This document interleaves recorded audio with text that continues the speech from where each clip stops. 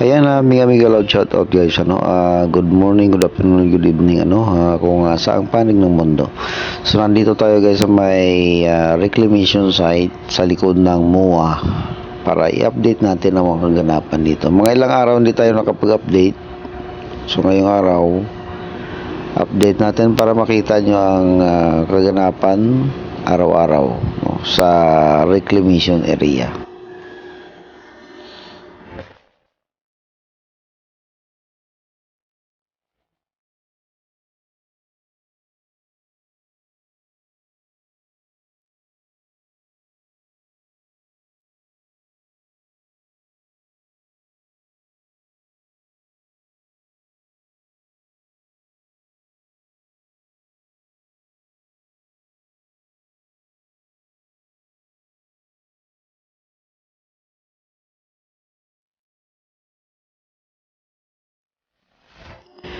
Ayan na isang barko no ng kontraktor ng China ang ating nakita. Naka-standby lang siya no, naka-standby mo. Hindi naman siya nabubuhos.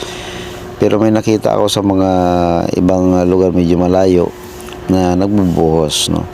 Itong lugar naman ito ay busy sa kanilang digging no. Digging tawag diyan guys ano. Yung naglalagay ng parang plastic na puti no. Babao nila within siguro mga 12 meters din guys ano ang lalim din. May nakita din tayo mga namamasyal no. So ayun nga sabi ko guys ano ang itong reclamation yung mga barko ng China para mga naging tourist attraction na rin dito sa MOA.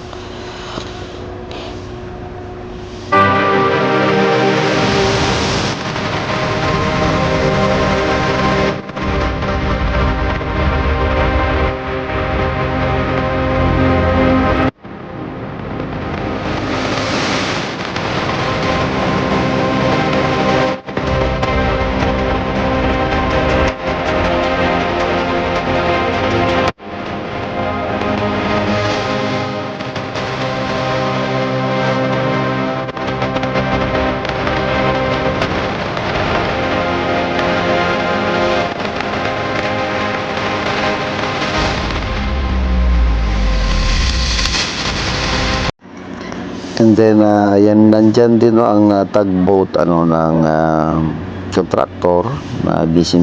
Yun yung kanilang utility boat ano. Yung mga kargang tao. So, mga operator nila yan o mga inspector din ano. Kanya-kanyang ano yan, may mga kanya-kanyang trabaho sila. Marami medyo may mga namamasyal na medyo maaga pa kasi. So maya-maya talagang blockbuster dito. At isa guys ang dahilan kung bakit wala masyadong tao kasi umambon and may bagyo.